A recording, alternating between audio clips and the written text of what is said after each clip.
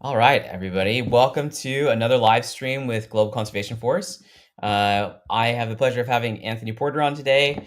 Anthony is one of our ambassadors for the crew. Anthony, welcome, dude.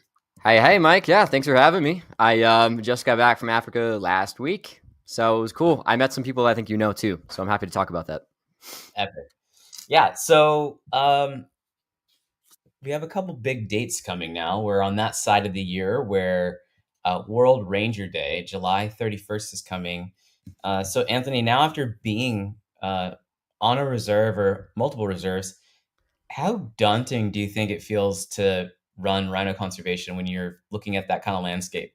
Dude, what you guys do, I have such a newfound respect for it. I mean, honestly, like the fact that there is such adversity in whether it's local government, like local folks, like you generally have like such a simple, effective mission, and like the pushback you guys get, and like just the pure support you guys get from people that are just down to earth and want to help. Like it's just, there's like a lot of things in the world that are like so morally gray. There's nothing morally gray about like saving rhinos. So it's such an easy thing to get behind. And now seeing that firsthand, man, I don't know. It's just like I want to move there and just do that full time. Like it's so, I don't know how to say it, man, but you probably feel that same like call to be like, yeah, obviously that's the clear thing to do. Um, but yeah, no, I'm more invested. That's what I would say. Yeah, I got to the Zululand area. Then I went to like some smaller game reserves that are just trying to get more on the up and up. Yeah, Trying to see Zululand's example. So it's really rad to see really what you've inspired as well in local communities. it's a complex issue, right? I'm sure you got to see. Obviously, there's a lot of poverty, which is one of the big, like, I don't know, um, catalysts involved in conservation, because poverty usually is on the side of rural landscapes. But at the same time, we're fortunate to be expanding, the jobs in the conservation landscape with including those folks from the closest community. So, um, did you get to see wild rhino on your trip? I did, and the fascinating thing was the game reserves that I went to. They said obviously they had signs like for all the people that were coming to this area, like please do not post photos of the rhinos, like do not Yes. tag locations. Like Yes. we're super proud of the fact that we have rhinos, but you are not the person that should be explaining because I mean, yeah, poachers use social media just as much as anybody else does, if not more. And They do. that was wild for me to think about. Like I They can't do. share like my rhino photos. So I've been sharing everything else. Um, and I haven't really shared where my location is because I told people that I did see rhinos. So it's it's uh it's cool. I did see a few rhinos and it was beautiful. There was one final day that we were doing a safari at like our like sunset safari. The people in my crew were like, we didn't see like a really good rhino. Like we saw them from like far away and we're like, oh look, they're like ambling away. But um I had this huge telescopic like photo lens and I was looking around with it and everyone's like, oh my God, it's right there. I'm like looking around with it. And if you're too zoomed in, you can't see crap. It was like right in front of our car. So, yeah, we got to see a mom and the baby, which is really, really rad. That's super cool. I think you just hit one of the biggest, like, traveler tips that we talk about, for anybody going on holiday or safari. When you're in a sensitive location for specific wildlife, uh, rhino probably the best example, and then pangolin as well.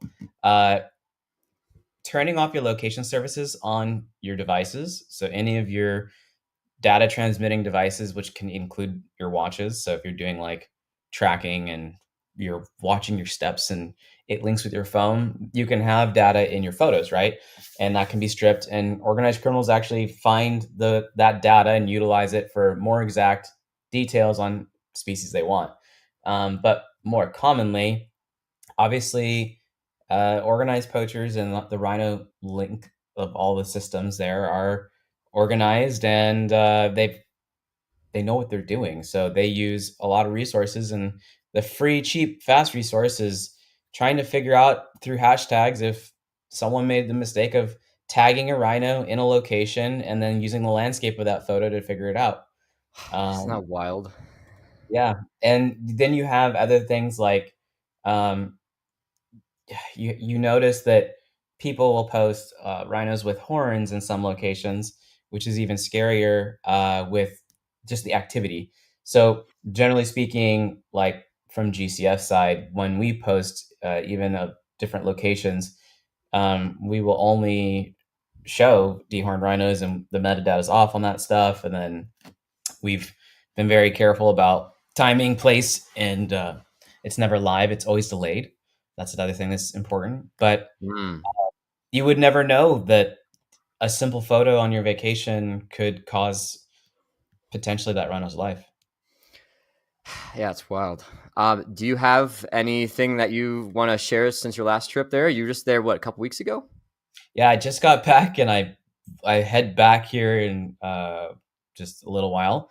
Uh, that basically what we were working on the last trip was we actually had a lot of different guests visit different locations where we work, and that was pretty fun. But then at the same time we were closing out some patrol ranger training activities, checking up on some canines, and then working in Zooland with one of our main partners, which is Zooland Conservation Trust.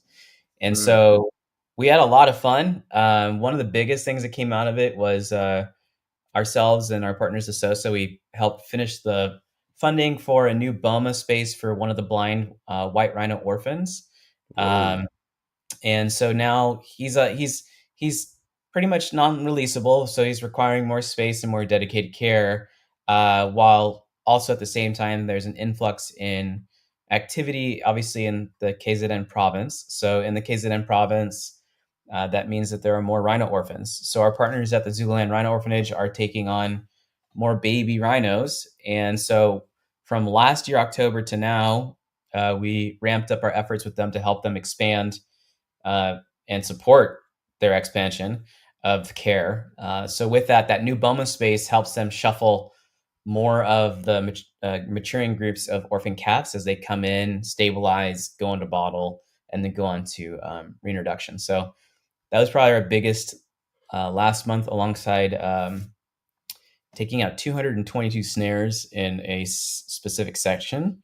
I saw Uh, the videos of that. You were like stacking them on posts, right? With like miles of it. yeah, Wow. so we were working with our partners at Tac Track, specifically Jeffrey, and we were targeting an area that he has set up for his anti-poaching unit to like go through more regularly. The reason I'm not mentioning it is because we will be back, and we also collectively have put little long lines on our commercial poachers that are in there. So we're Mm. following up, and in the coming weeks or months, we're planning our, I guess, our intervention, if you will. So that said, there's going to be more activity in that space pretty soon. Um, but snaring is another good topic as we come into Ranger Day, which is, again, for those watching, that's July 31st. And World Ranger Day is really important to note. I love me and my friends that are game rangers. Those are the people that drive you around on safari. However, those are not your field rangers. Those are not your Hmm. anti-poaching rangers. Um, Rangers have a death toll annually, usually 50 to 100 around the world in protecting wildlife spaces. And what's scary about that is that it can be everything from illegal logging activity and illegal mining to obviously armed poachers like rhino poachers. That said, the environment that rangers work in is most commonly their highest risk daily, specifically wildlife when you work in places around Africa. So, World Ranger Day is celebrating the fallen heroes and those who wear the green uniform every day to protect all these wild places and spaces. um, so snare poaching. Snare poaching is one of the most common forms of poaching around the world, and that's because of its ease of use and its kind of set and forget situation. You can set multiple. Um, for the baseline, snare poaching is basically set up more for folks in the basic side, just trying to put food on the table. However, where we in it like where we have to come in a lot more organized fashion is when you have routine what we call commercial poachers, or they're technically another form of organized poachers, where they're killing hundreds of animals with snares and selling that as a illegal meat market.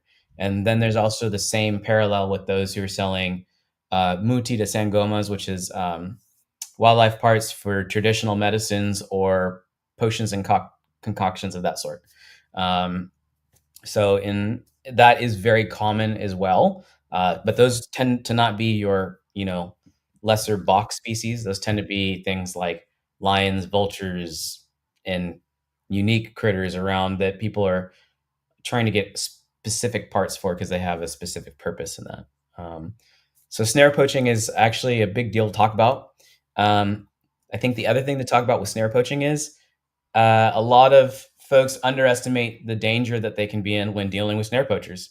These guys commonly know the bush, and they definitely know the wildlife, and so that means they know how to get in and around these areas very quickly or quietly, and they don't want to give up their resources. So just like every other style of intervention with illegal wildlife poaching, you can get into some pretty serious situations with them if you're not prepared. So it's not just like hey, there's a kid setting a snare and go talk to him about it, which that can happen.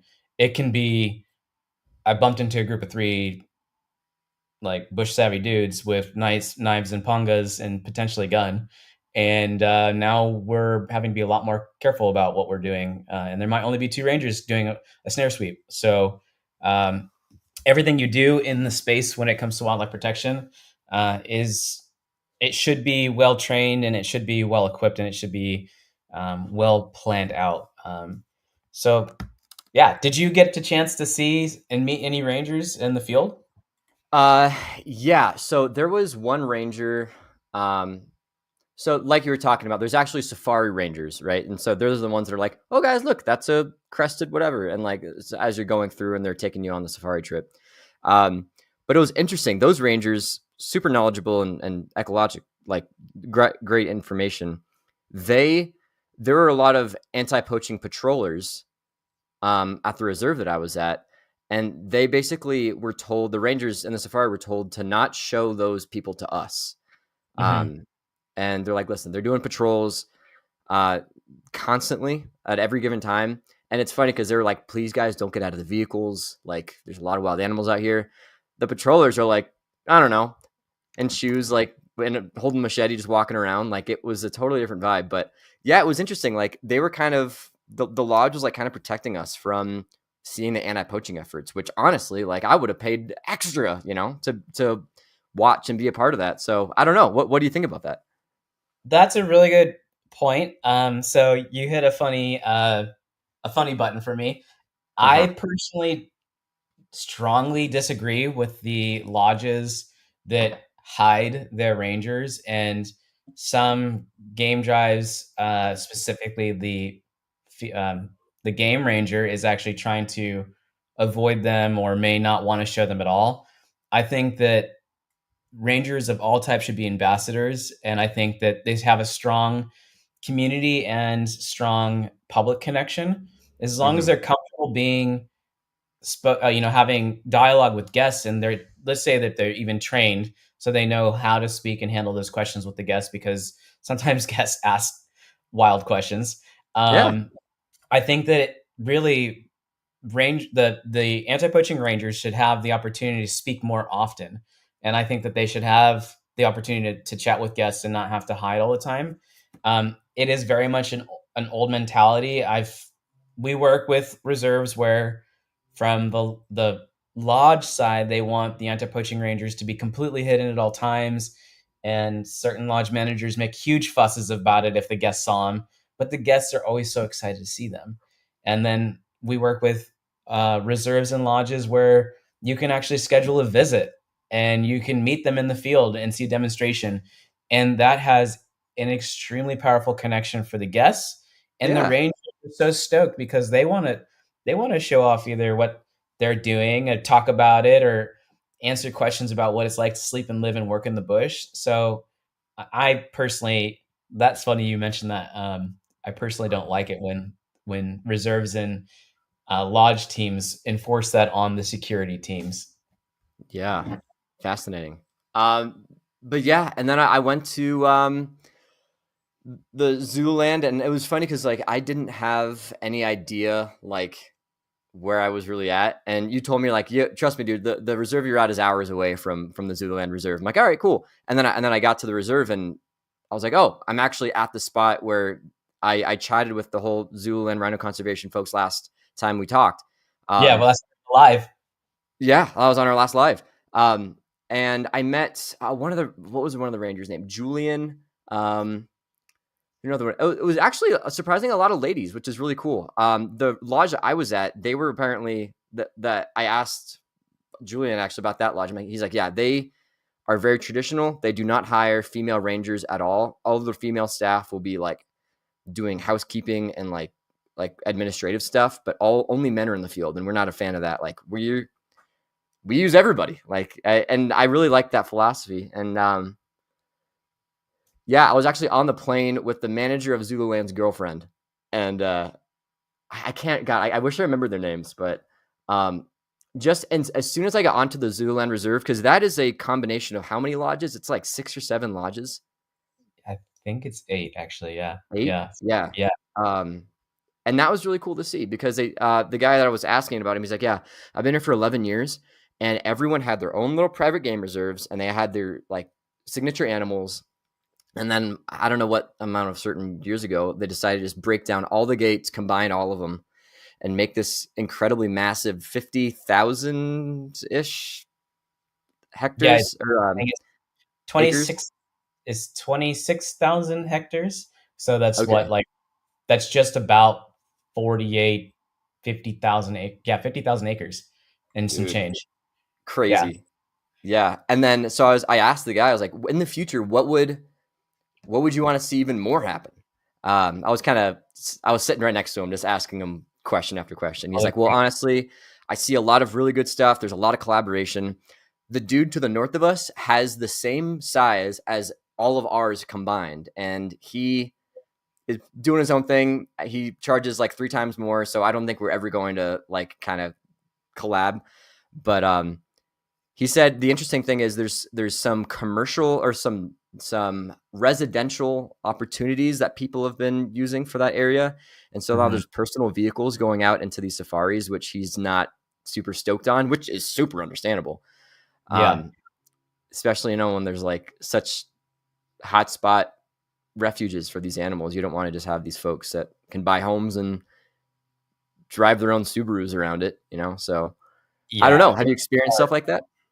Yeah, so we work in a lot of that complex, I guess, zone of conservation where so Mignoni used to be several private spots that were, broken up, and now they've merged into one reserve managed by the Zooland Conservation Trust, and the goal is expanding habitat, and we're excited to actually be working with our partners there on that as well.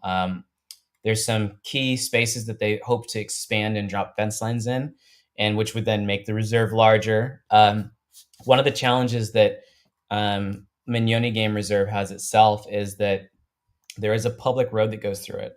So the hope Mm, is over time that they can purchase what now is presently agricultural land outside of the reserve, and then essentially erase the need for that road to be anywhere near public access, so they don't mm. have public transport, like, because they're technically by law it is a public accessible road, but it goes right down the middle of the reserve. um, Oh, there are a lot of reserves that have that issue because when they started and it was a public space on one side and they merged into this other space, it makes it very challenging for wildlife protection, and so does the complexity of multiple landowners. There are these community chairs, so for example, like Karen, who was with us on last time, hmm, she has to work through kind of like columns of boards and committees because it's to get a reserve that big, people are putting their private land into one reserve space and who pays for what and how much and then who's responsible for what. So it's very challenging, but it's working. And specifically, when it comes to expanding reserves, instead of having the island nation effect of a tiny bunch of little reserves, you get one big reserve, and then all of a sudden the ecosystem's a lot healthier, and actually the joint resources are a lot stronger and more sustainable, especially if you Yeah. have successful lodges and multiple of them. Yeah, So, it's like if we can get administratively out of our own way, it is so much more beneficial. I mean, how much has the ecosystem boosted in that area since the fence has gone down to make it one giant area? So oh, dramatic. It's dramatic. crazy. I mean, it used to be a lot of that whole area used to actually be ag. So like what you were seeing used to be, I think it was chili and pineapple and like some type of textile and sugar. Huh. There was like so if you were to flash back 30 years ago, there was probably a wildlife space of a couple hundred acres to which then fast forward now, it's thousands of acres of rewilded habitat that was originally damaged by agriculture. So I know Yeah. the owners of Leopard Lodge are the ones who could tell the best version of that story because they've been part of the journey with their family the whole time at Mignoni. But it's not a unique story to the space of conservation. There's actually quite a few places like that where Man.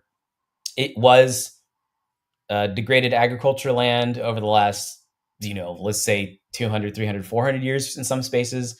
And then in the last 30 to 50 years, someone was like, well, what if we were to put wildlife back on it and let us do its Yeah. thing? And then like kind of like a natural progression into becoming a wildlife reserve. Um, but so for those tuning in, I see a lot of folks coming in again. I see we have a couple questions or comments. Uh, Yeah. Mr. Crow Spider says, "Hello, love your channel. Thanks. Today we're talking about wildlife conservation. So anytime you have questions about how these folks, so we're with the Global Conservation Force, they're making sure that those animals that you love are not poached, anti-poaching units, mainly in Africa, but across the planet. Can I say that? You can actually, because we do work in 26 countries, Heck and yeah. we are in Central America and Asia. Right now, we don't have any, I guess, land-based, boot on the ground projects in South America formally, but we are working with partners in South America as well. Love it. So yeah, folks, if you have any questions in the chat about what wildlife conservation is like, I mean, it's a highly dangerous but high stakes, very high reward kind of thing. Leave it in the comments. Happy to answer it. More appropriately, I will look in the comments and ask Mike what what's all about. Um, So I think a big note here is for everybody jumping on, World Ranger Day is July 31st. And World Ranger Day is for the men and women wearing the uniforms, protecting and surveying the world's wild spaces and places. And that's all around the world. Unfortunately, rangers do uh, sacrifice the ultimate, I guess, they pay the highest price that can be paid at times because of the type of work, and it's dangerous and in many different habitats, not just because of poachers. It can be a wide variety of illegal activities, and unfortunately there's not as many rangers as we would like in every place of the world, and not all rangers have all the support that they need. So when we're talking about World Ranger Day, we're jumping on to not only hit the common topics about it, but kind of hit some of the background chats. And that leads us to fast forward World Rhino Day. I just realized this is saying both on either here, so let's just fix that. So World Ranger Day is July 31st, and World Rhino Day is September 22nd. And we have a big campaign that we run on the regular, and we call it the Rhino Conservation Challenge. Uh, Anthony, I believe you were signing up for that at some point. yeah, And I'm in. I don't. I gotta set up my whole crew and stuff and make sure that I can do it. I mean, I'll be around, but yes, I'll totally do it. I'm in. sweet. So the Rhino Conservation Challenge is you can find it in any of our channels, and you can find it on our website. It's under our events. The Rhino Conservation Challenge is giving you the opportunity to be a fundraiser, host your own team, and for several weeks, rally funds. And if you become the top fundraising member with everybody underneath you and your team, you could come out in the field with us at GCF. So there's a 2 spot for folks going on safari. And then there's also a volunteer experience learning how to take care of orphan baby rhinos at the Zululand Rhino Orphanage. And then we do have a third place that we just haven't put up yet, and that's actually go with GCF instructors on a professional development program. So that will be coming through the works, and there's more than one way to get involved.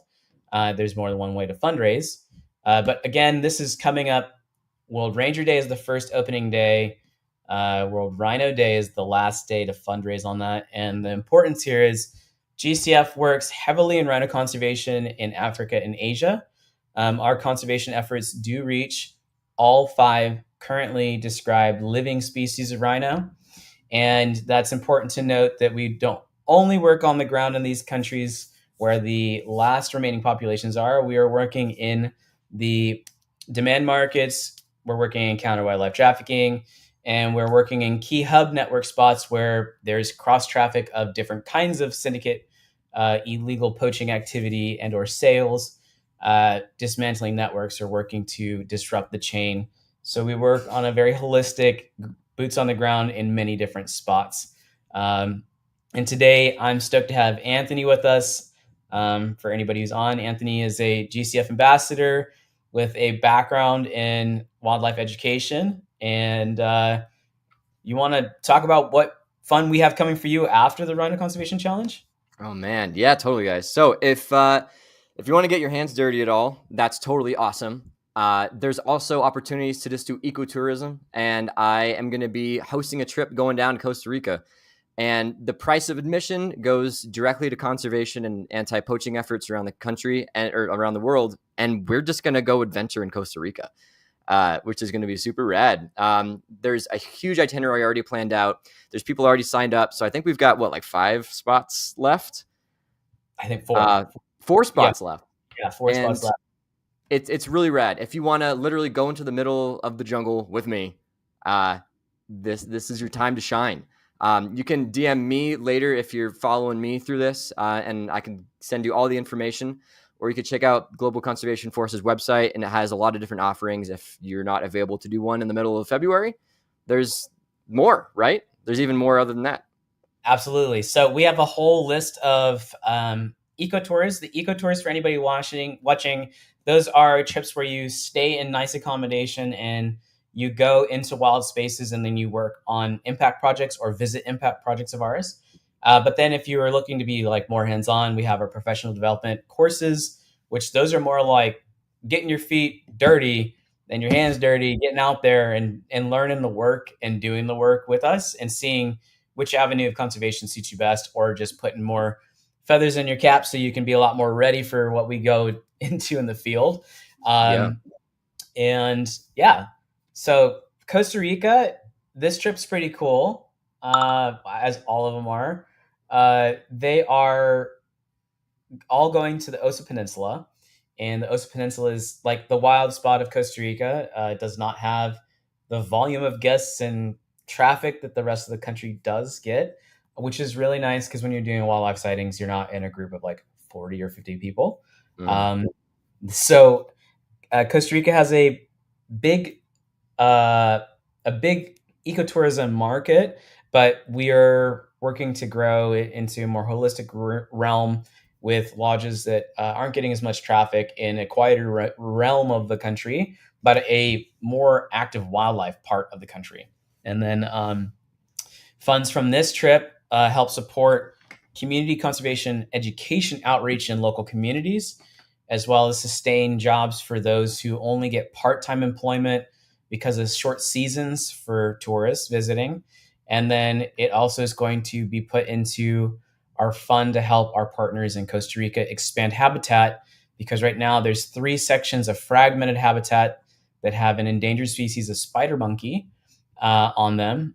and they are the only primate, or the only, I guess, mammal species that won't use man-made devices to cross habitat spaces. So these are becoming genetic Mm, islands, and they're becoming isolated corridor sections that are chopped, where family members have been separated from others based off of agriculture, construction projects, development projects. And so it's a very unique challenge for that specific region, but one that's not uncommon in the world of conservation. So going on the trip, there's a lot to do.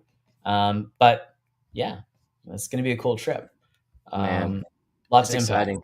I think it's like genuinely there's so many ways that people are just like, I just want to go travel. I want to go like the middle of Brazil or whatever that adventure is. And the fact that you offer areas to go to that not only you help when you're there, but your funding helps sustain that tourism, like you said, even when it's not full time, because that's how we show value to the government. That's how we show value to all these different stakeholders that keeping nature intact is way more profitable for them because that's more so what they care about than turning it into a palm oil field or a cotton plantation. So this is Exactly.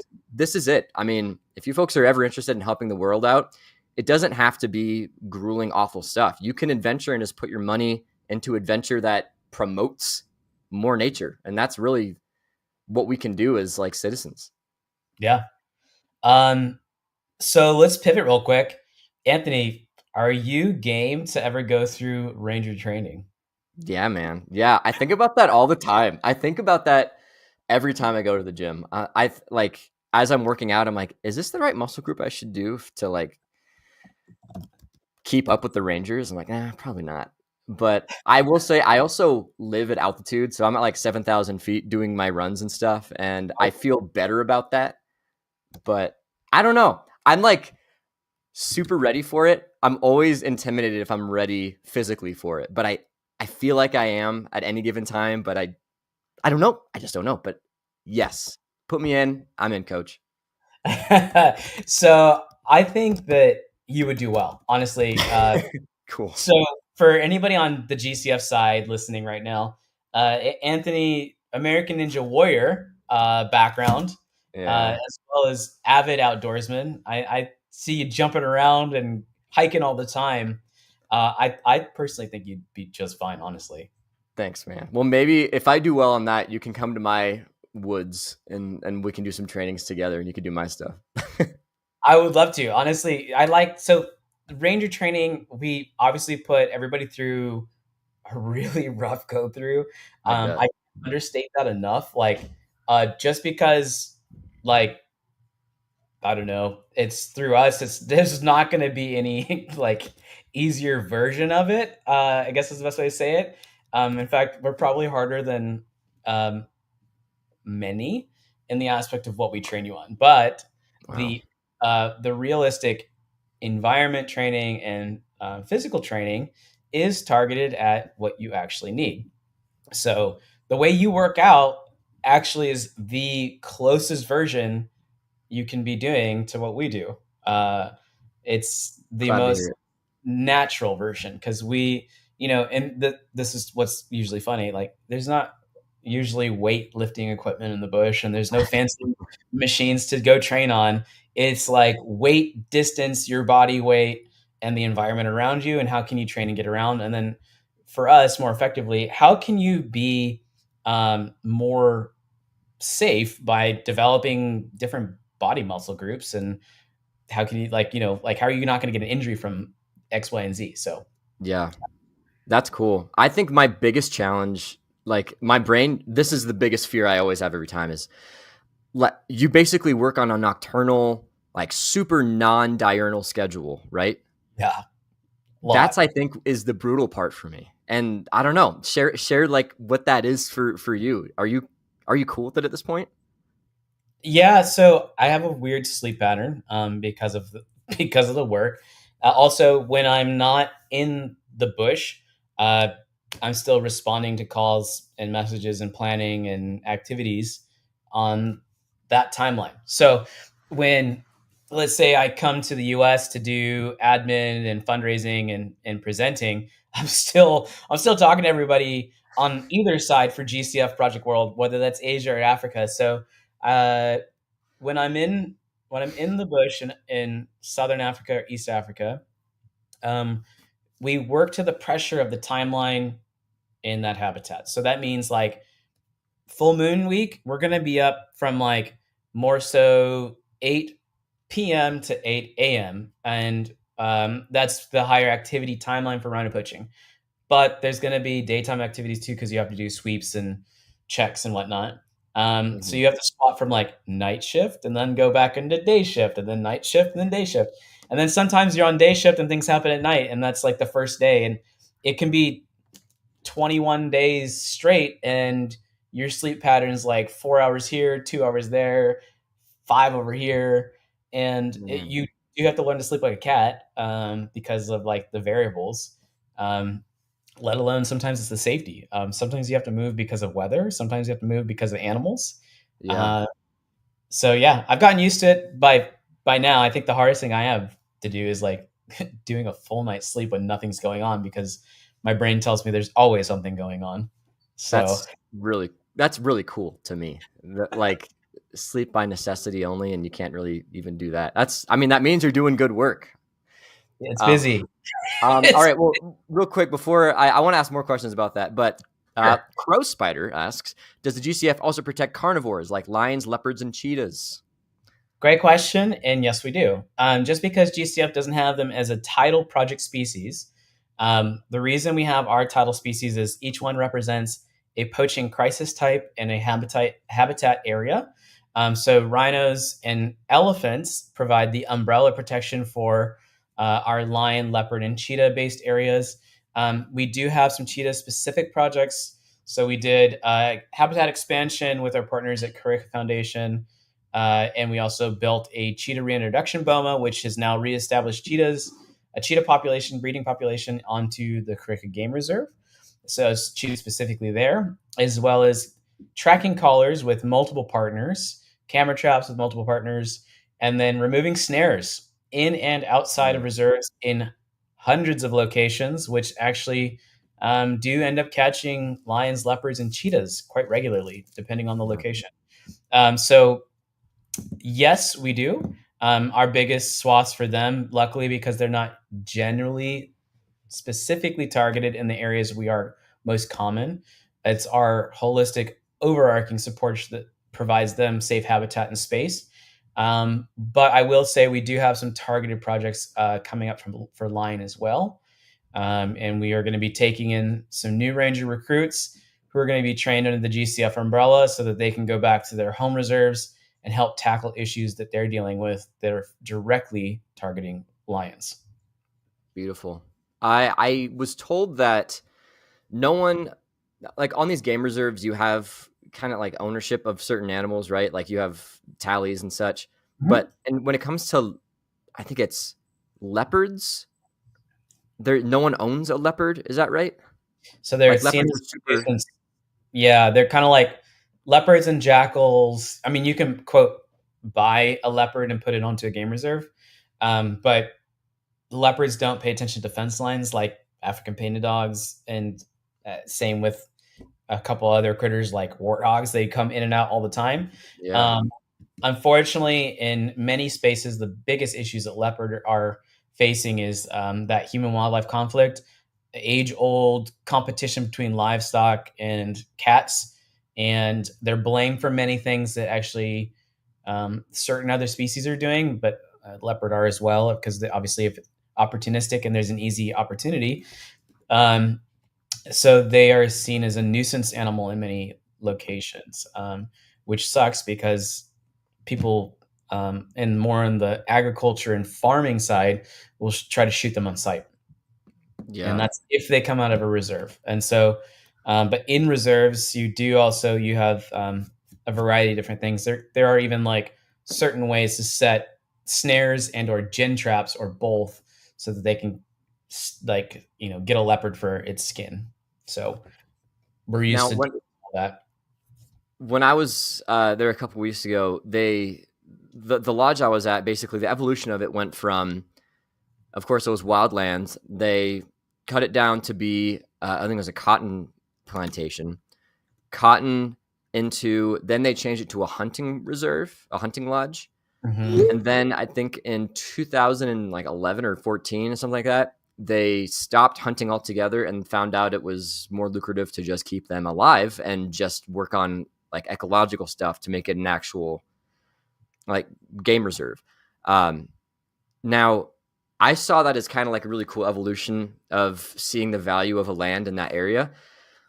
I mean, in a perfect world, would there be that same kind of evolution, or I guess what capacity would you have in your happy world of like zero trophy hunting? Because I know it raises a crap ton of money for certain things. However, there's The the ethics. yeah, exactly. So I think personally, what I'd like to see is there needs to be a better balance between land distribution and ownership that benefits wildlife directly. Mm, Um, One thing that's unique about that evolution chain you're talking about, that is not uncommon. So what's happening in a lot of locations is land that was used for whatever goes up for sale. Someone purchases it with the idea of either rewilding it to a basic, like what we would call like a lesser game species reserve, or mm, some people buy it as is with lesser game on it and they want to introduce megafauna and carnivores to it. Now, in the perfect world, if you could have enough land and enough space to maintain healthy populations of wildlife and let them do their thing, that would be great. I honestly, that would be great. If you could own enough land in these spaces, wildlife continues to breed, so that's a challenge. mm-hmm. And we obviously know, like, so there's genetics management for who's related to what, and then there's spatial management for how many of each was going on in the ecology of each reserve. um, I would say that in the healthier system, truly, if there was no trophy hunting, I would be happy with it. I do see trophy hunting reserves in the middle of nowhere. I don't know how they would get tourism. I'm sure they could work on it. But Well, that's also why we work with so many places that are really ethical, strong reserve management bodies and lodges to bring in more tourism so it's sustainable from just the tourism side. Then the tourism side supports that whole ecosystem of wildlife protection without the paid hunting version of conservation. yeah, it's fascinating. I didn't think about that. Like people that do want to go hunt, they go into the middle of absolute nowhere where maybe tourism isn't technically like feasible as much. Is that what you're Mhm. saying? Yeah, Huh. so if you listen to local landowners in Africa talking about their challenges, um, again, this is just me echoing what they've said, and I've been in many of these conversations where we're working towards the goal of what we just talked about, working towards a wildlife reserve, no hunting for trophies, sustainable lands, sustainable lodge situation.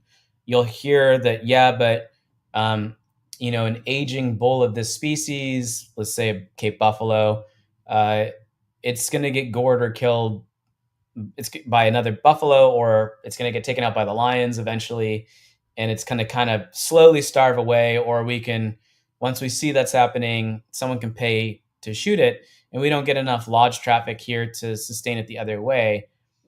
I understand their initial justification of what they're trying to say for the complications of sustaining income, but also once off sale rarely is going to keep anything afloat, even if it's big dollar.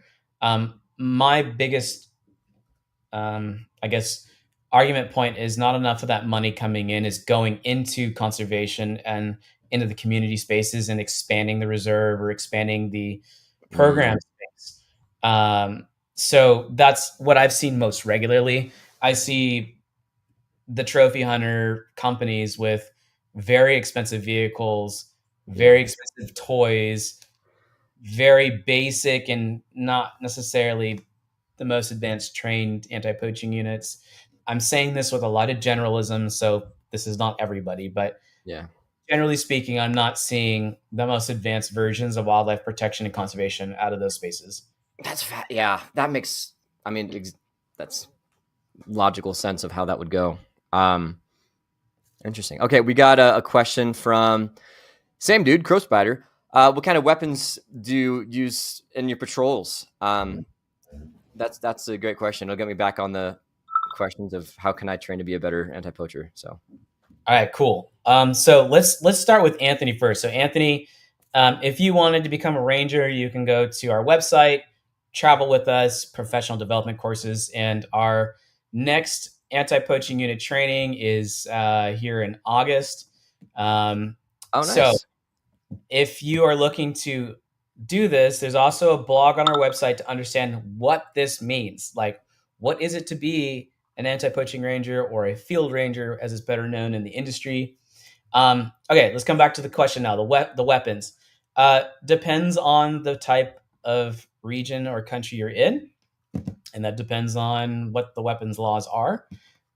Most teams in Southern Africa are using a repeating semi-automatic rifle. So there's R1s, there's AR-15s or AR-15 platforms, and then there are AK platforms. A lot of canine handlers are using a sidearm like a Glock. That's probably one of the more common ones now. And some people have CZs, which is another type of semi-automatic pistol. So there are areas though where there's bolt action rifles and pump shotguns. So I've seen everything like that, and I've also seen like World War II weapons on patrol in certain places of the Really? world because that's the only thing they have available. Um, I would say from a safety and a um, ethics standpoint, the firearm should match the force necessary when dealing with the illegal activities. And I would also say that the weapons training should be parallel to that at all times. Um, I would also say that some areas probably need to. It's not at their discretion because of country laws and stuff like that, but they need better firearms because a bolt action is really not a safe thing to have if you're getting into it with a group of armed poachers. I Um, would imagine. yeah, Wow. um, and then in certain parts of the world too, it depends on the habitat you're in. So, what is your visual obstruction? Your visual, what are your visual covers? So it might be smart to have a shotgun first, and then your AR-15s backing you up, and the canine handlers still have their sidearms because their hands are going to be, on leash the whole time. Just Yeah. depends on what, when, and where. The when you have altercations, do you confiscate the weapons from the poachers, and does that go to you, or does that go to the government? How does that work? So any altercation or intervention with armed poachers is going to be treated the way that most folks would understand it to go. There's going to be an arrest. There's going to be a reading of rights. There's going to be a categorization of evidence, and then there's going to be confiscations, and those are going to be listed. Items confiscated and that act as um, actionable items against the poacher would be firearms and ammunition. And so those actually hold more of the prosecution weight than the illegal wildlife products, most cases. Uh, Interesting. so illegal firearms, silencers, and the uh, ammunition for those firearms when you are in the arrest procedures are very, very, very important to link them to the person, place, time, the whole crime scene, so that when you go to the prosecution side, you actually have a case that's got layered charges against somebody who's going to have multiple escape ways because of either law loopholes or a good attorney, or if there's syndicate, a good attorney who's going to get a bunch of things dropped once you hit case. Hmm. So, specifically in rhino and elephant poaching, you really need to like dot the I's and cross the T's and make sure you have all of that stuff categorized. Man, that's incredible. I mean, it's not. I mean, you folks are basically a independent, like organized force, but it's just as organized as if you would be part of the government, if not probably more so. Yeah, we've when we work with our national park, private game reserve, community partners, police, and investigation bodies, we annex right into the law structure that is for that space. But then Mhm. we ourselves, if it's an international member, They're going to be like the highest level advisor, utilizing like the highest training of crime scene investigation, firearms, arrest procedures. So they're going to be embedded in that team, but they're gonna take that team to a higher level of like overall operations, so that basically the case can stick. We need legal infrastructure to do the lifting so that poaching is not sustainable, because one of the main reasons that wildlife poaching continues at such a rate is that laws and court realms or the judicial backgrounds are not sticking multiple cases on people. Like, so as a poacher, Oh, you can go and hit a certain area, get a slap on the wrist, and go back out the next weekend in a lot of locations. Or if you're a syndicate poacher, I mean, I like to refer to this. Imagine, arresting a mob member in the 1980s in New York City. He's going to walk. So you got to know how you're going to deal with all of those locations and places, and you want to make sure that you do the best you can. And extradition is also another thing that can be done for transnational wildlife trafficking, and that's also another game. wow. I mean, feel free to not answer it, but I mean, what countries do you usually extradite to? Well, the U.S. was extraditing regularly and prior to the current administration, and the European Union actually extradites, but not as commonly. Interesting. Okay, so I want to get physically ready to do one of the anti-poaching trainings.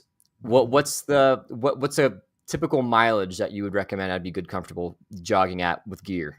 So I would say be comfortable carrying 50 pounds and going 15 miles. On a walking rate, that would be base level comfort. If you're Hmm. talking about running, be comfortable running 10 to 15 miles with just the weight of like a hydration bladder on.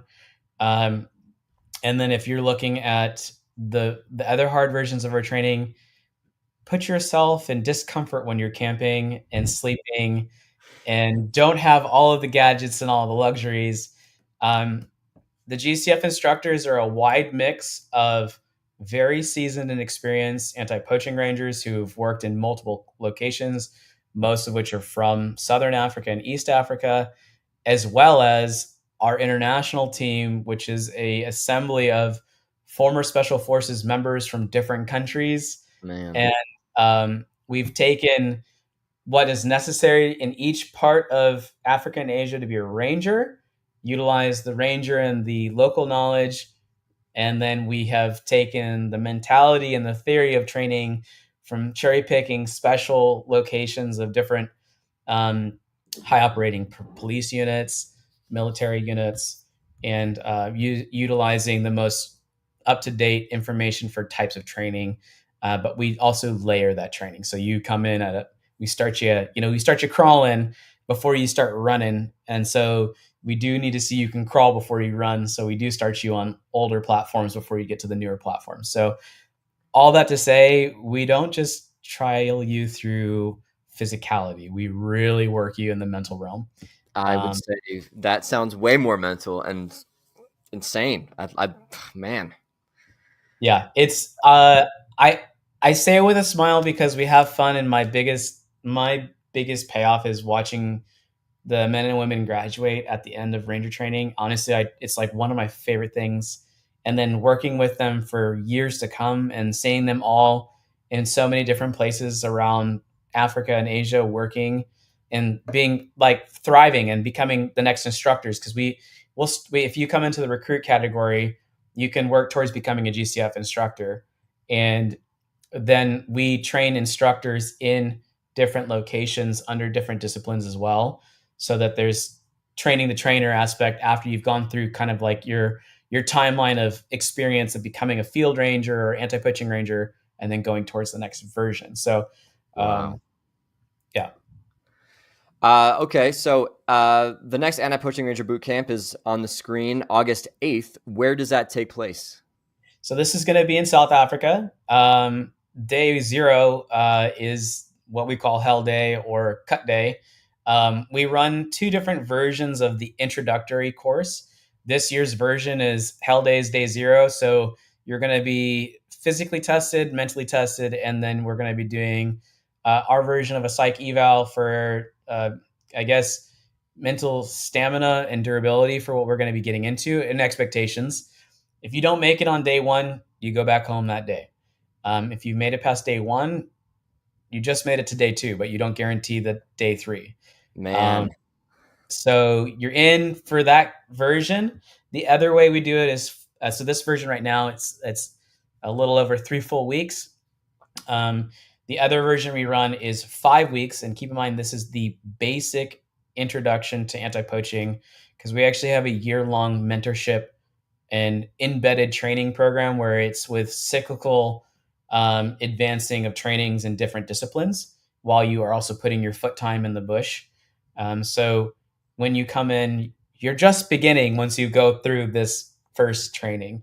Then you're actually traded as a ranger, and we're not running around and acting like drill instructors. We're all team members advancing each other's skills. But I like to define the first phase as military police style intake for what you can expect and what a boot camp can be like. And then the follow up to be like what it would be like to be in an advanced martial arts. So if you're going into Muay Thai or Brazilian Jiu Jitsu, the trials and tribulations are on you independently, but you're going to be introduced to other trained individuals in the environment and continually upgrade your skills so that you can elevate yourself to the next platform of team training that we do. And we do a lot of training, like a lot of layers, a lot of distance. We go from no skills teenager all the way to working specialist clandestine style operations in dangerous game environments with armed poachers. Um, man. so take you through the whole ladder. Yeah. What do you see the weed out like in that first day or the first like week? What is that? Pretty Uh, substantial? Substantial. I would say we give our reserve partners a lot of notice, and they test them before they come to us. So they're trying to make sure they give us solid candidates. Mhm. Because we've been so like proactive in that space. Generally, we have two fallouts out of 12 team members on an intake. Um, that said, it can really vary though on the location and the culture. Um, Mhm. so we would expect probably on this course at least 1 to 2 to fall off. We're going to have 16 on the next course, and I can expect that at least. But the homework's been given out and the forework expectation so that you don't just show up and like you're not Yeah. ready. Yeah, you're not like walking from the mall to yeah, Yeah. the You're like, bush. hey, Got what am I doing today? And then like we're up in there with our berets. We're like, you're going to listen. No, we're like, it. It's not Clockwork Orange, yeah. yeah. So yeah. Okay, well, do you wanna answer this next question? Which one is this one here? Okay. Crow Spider. Yeah. So rangers don't get paid a lot. I think that's a big misconception. A well-paid ranger in South Africa is going to be making between 550 and 750 US dollars a month, and they're probably going to have the offset of some accommodation covered. Um, and yeah, it's not a well-paid job. Unfortunately, that's the world of conservation.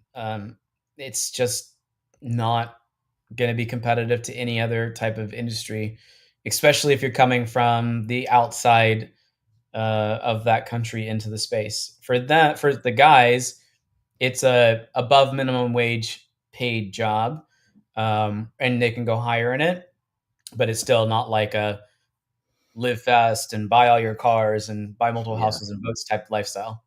So you were saying that the people that have the really fancy, nice game lodges that are mainly trophy hunting lodges, they have training rangers that have leave something to be desired, but you'd probably assume they're probably getting the most payment, you know? This is where it's hard. I have seen places who had the right team members and they did have good teams, but then Mm, I've seen a lot of trophy hunting funded reserves that don't have proper team setups and they don't have good pay for their rangers, and it seems like a lot of the money is going into one or two people's pockets instead of everybody else getting well paid. Um, some of the best paid rangers teams that I know of are funded by nonprofits in Oh, partnership with I'm ownership of sure. expansion stuff. Um, Instead of lodges or government, I guess. I mean, are there any government regulated rangers that would be in the area that you're working alongside? yeah, we work with a lot of government rangers actually. Okay. We work with literally dozens of national parks.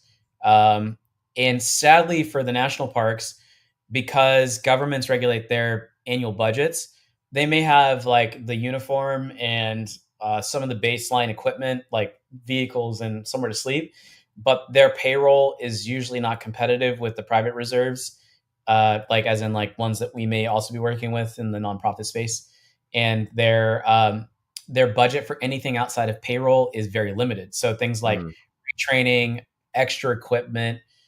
So the national parks usually are in more trouble than the private game reserves in the staff capacity building realm huh. because the government is voting what each park gets for funding, but that like funds like vehicles, fuel, tires, uniforms, payroll. Just keeping And the then lights on. Yeah.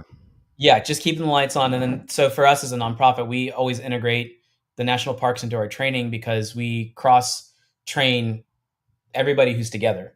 So, like a private reserve right here, and a nonprofit reserve right here, and a national park reserve right here, they all come into the training wing, and we all are working together on layered approaches to skills development where budgets fall short or aren't possible, and Yeah. then build into higher capacity. Man, that's the way to go. Man, that's incredible. Yeah. All right. Well, I guess I'm going to start boosting my run up to about 10 miles just for fun every day. Just for fun. Yeah, I'd love to see you on next year's course, man. Yeah, man, absolutely. I'm actually doing a 175-mile backpacking trip next week, and I get Oh, back on August 5th, and I'm like, dude, if I could turn that around and fly back to South Africa after being there last month, my knees would be shot though. I don't think I'd do it after a 174-mile backpacking trip. yeah, yeah. That would be quite the head start in taxing your system. But I'll say this: if you do feel like you're up for it, give me a shot because the crew's going to be busy, and if your arrival was on the 9th, we would count your 175-mile trek as your day zero. Nah. I mean, I'm gonna be like eating fine. I'm gonna have like, yeah. I mean, it'll be fine. It's gonna be tough. Like, I'm not gonna lie, because we're probably gonna be between 7,000 and 10, maybe 11,000 feet at any given time. So it'll be altitude, but I mean, I'll be sleeping on all my cushy stuff that I'm backpacking with. So I don't Love know. it. I wouldn't consider it a day zero. Okay, all right, fair. Yeah. Well, we have gone pretty long, and if anybody has any questions, feel free to drop them in, and we will respond there. Um, just as another kind of note keeping here, if anybody's interested in going, Anthony is leading our Costa Rica tour, eco tour in February, which is going to be in the Osa Peninsula. That information can be found on our website, Travel With Us Eco Tours. And then the biggest news is the Rhino Conservation Challenge is starting on World Ranger Day, which is Yes. July 31st. So start your teams for your chance to win a trip to South Africa or come out with the GCF team or learn how to take care of baby rhino orphans. So Rhino Conservation Challenge is basically on you to fundraise. You can create a team, but as long as you're the team leader leading the charge, you've got the chance at winning. And these are our Cool. key dates: World Ranger Day to World Rhino Day. Um, Happy to take any more questions you guys have. On top of that, as you folks are writing your final questions, if you have any, I will be making a team. If you follow me, hit me up. You might be a part of my team. You could be a patron of my team, whatever it works. But I'm going to be maybe even doing a dollar per mile hike adventure That's cool. kind of deal for my trip. So regardless, you have ways to interact and make the difference. Love it. All right, I'm not seeing any more questions. You're good to Dude, go. thank you for jumping on again. Uh, it's always fun to chat, and I'm excited to see where things go for the next one. Thanks, Mike. Even if you want to do a debrief after your training in August, that'd be fun. It will be fun. It's honestly, there's usually hundreds of stories that come out, many of which are funny. Uh, there's there's usually quite a few funny stories that come out of this. Um, I sometimes between having a crew of like all these very highly trained instructors and some of the things that happen between them, and then what happens in the recruit world, and then what happens between the instructors and the recruits. There's usually a lot of comedy. I love that. Well, I mean, heck, if we want, you can pop on here. I can get the audio from it, and we can make a podcast about it. You can keep it wherever That you would be want. fun. That would be Little fun. ridiculous poaching stories. Yeah. Exactly. Well, Yeah. cool. Thanks, man. I'll catch you on the next one. And for everybody tuning in, thanks for tuning in today. If you guys have questions, you can always cruise through to the website. If you're looking to travel, there's a travel with us bar. If you're looking for more information, there's the blogs, and you can search by title. So I think today's most important one is how to become an anti-poaching ranger, uh, as well as what is the Rhino Conservation Challenge, and then understanding ecotours and professional development. So outside of that, thanks for tuning in, and we'll catch you next time. Love it. Thank you, folks.